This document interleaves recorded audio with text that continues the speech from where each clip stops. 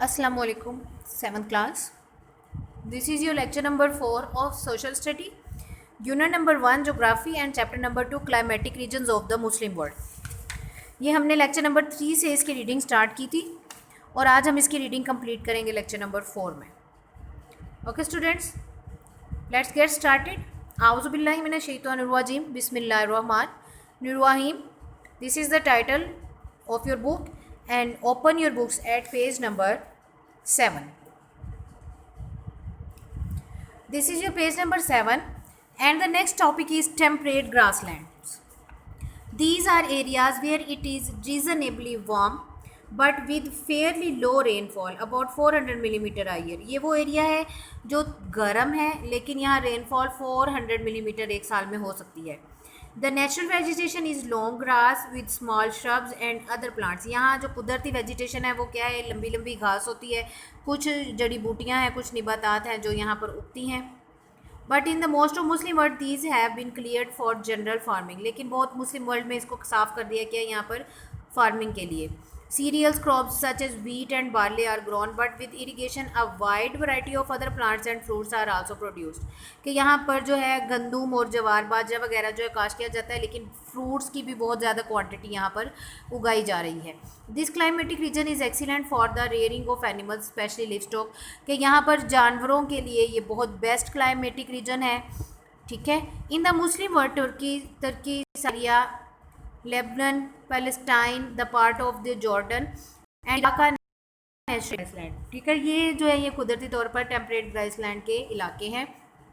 Although the soil in most of Turkey is not exceptionally fertile, it is one of the very few countries in the world which can produce enough food for all kinds of feed all of its people without imports.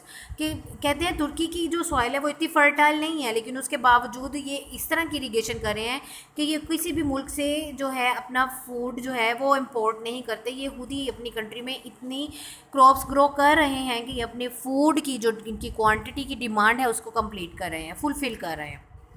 नीचे आपको map दिया गया है the part of the summer monsoon winds. यहाँ पे summer monsoon जो winds हैं उनके बारे में बताया गया है. ओके, ये देखें ये मानसून विंड्स आ रही हैं पाकिस्तान और इंडिया की तरफ. अब हम पढ़ेंगे monsoons. Monsoons are like land and sea breeze on a much large scale. ये क्या है, ये सी ब्रीज हैं, समंदर से चलने वाली हवाएं हैं जो कि बड़े पैमाने पर चलती हैं. In general the winds blow from the north east for 6 month of the year. कि नॉर्थ ईस्ट साइड से 6 माह तक ये हवाएं चलती हैं. And from the south waste for the other 6 months. और फिर वापस साउथ वेस्ट साइड पे जाती हैं 6 महीने में.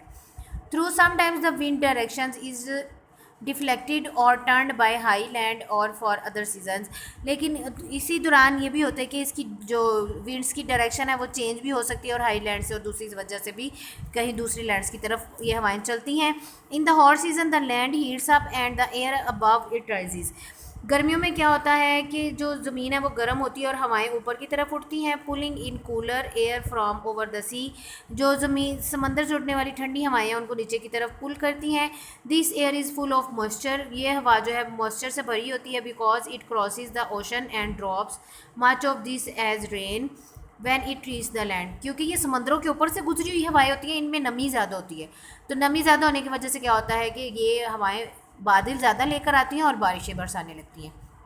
इन द कूल सीजन ठंडे मौसम में the land is cooler while the sea remains warm. ज़मीन ठंडी होती है जबकि समंदर जो है वो गर्म ही रहता है.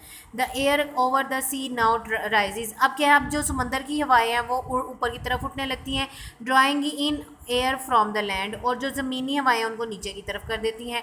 This air is dry. ये ड्राई होती है so that the 6 months of the north eastern winds have little moisture and दम. तो ये हल्की होती हैं, खुश्क होती हैं, इनमें मॉइस्चर कम होता है एंड लिटिल रेनफॉल और फिर बारिशें भी कम होती हैं. इन द मुस्लिम वर्ल्ड में only the subcontinent and south east Asia are affected by monsoon. सिर्फ सबर सगीर और साउथ ईस्ट एशिया वाली साइड है वहाँ पर ये मानसून हवाएं गुजरती हैं वहाँ से और वहाँ पर मानसून की बारिश होती हैं. ठीक है, जो हमारी इधर होती है ना जुलाई अगस्त सितंबर में, ये मानसून जो विंड्स होती हैं ना उसकी वजह से ये हवाएं जो हैं ये हमारे इन इलाकों से जब गुजरती हैं तो फिर यहाँ पर बहुत ज़्यादा बारिशें होती हैं. Next one, southerly monsoons bring very heavy rainfall over 400 millimetre a year or more. जो साउदर्न साइड से मानसून हवाएं आती हैं वो 400 मिलीमीटर या से भी ज़्यादा एक साल में बारिश बरसाती हैं। So that in most places there is thick rich vegetation such as in tropical forest. तो क्या है कि ये इसमें ट्रॉपिकल फॉरेस्ट वाले इलाके आते हैं तो बारिशें ज़्यादा होती हैं, तो वहाँ पर वेजिटेशन भी बहुत अच्छी है, बहुत अच्छी अच्छी फसलें उगाई जा सकती हैं।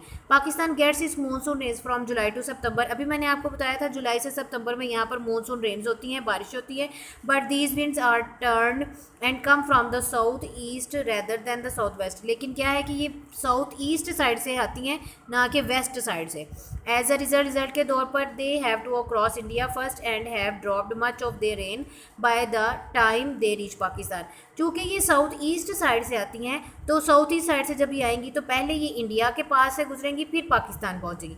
अगर साउथ वेस्ट से आती तो पहले पाकिस्तान आता और फिर इंडिया आता। तो क्या है, ज़्यादा जो बारिश है वो इंडिया में हो जाती है और उसके बाद Pakistan.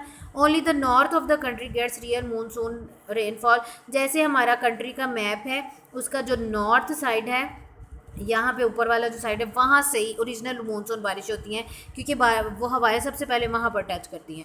On the other hand in much of Malaysia and Indonesia both northerly and southerly monsoons come across the ocean so that these countries get rain throughout the year.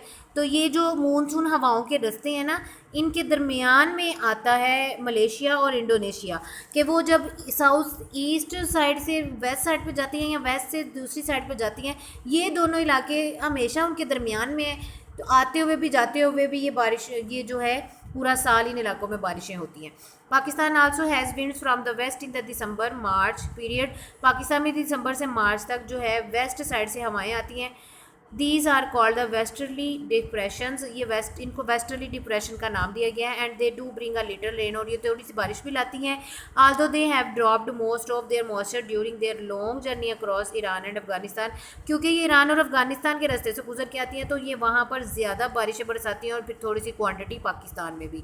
Did you know that the word monsoon comes from the Arabic word mausam which means season. Monsoon Arabic word मौसम से निकला है, जिसका मतलब है season, मौसम। Short question answers हैं ये, आपको मैंने शॉर्ट क्वेश्चन आंसर्स बना दिए हैं। आप जैसे ही अपनी रीडिंग स्टार्ट करेंगे, आप ग्रेजुअली उनके आंसर्स फाइंड आउट करते जाएंगे। ये चैप्टर नंबर 1 से मेरा यही क्राइटेरिया है। आपने अगर आंसर्स फाइंड आउट किए हैं, आपको पता है मुझे फर्स्ट पे फर्स्ट का आंसर मिलेगा तो सेकंड पे सेकंड का मिल जाएगा, ठीक है। मैंने सीक्वेंस में क्वेश्चन आंसर्स दिए हैं। It's time of diary, do homework of short question answers on your notebook and learn the reading. ये जो मैंने आपको 10 शॉर्ट क्वेश्चन आंसर्स दिए हैं, आपने इनके आंसर्स फाइंड आउट करने हैं। प्रीवियस रीडिंग के भी मैंने आपको 10 दिए थे, उसके भी फाइंड आउट करके आप होमवर्क कर चुके हैं। उसी के नीचे अब आपने रिमेनिंग जो 10 क्वेश्चन आंसर्स हैं, इनके आंसर्स फाइंड आउट करने हैं और नोटबुक पे इसका होमवर्क करना है। इन शॉर्ट क्वेश्चंस को अगर आप बस लर्न कर लेते हैं, समझ लेते हैं, तो आपको अपने पूरे चैप्टर की रीडिंग समझ आ जाएगी।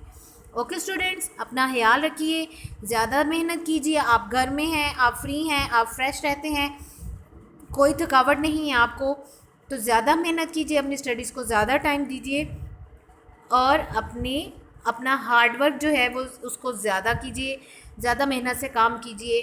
टेक केयर स्टूडेंट्स, अल्लाह हाफिज़।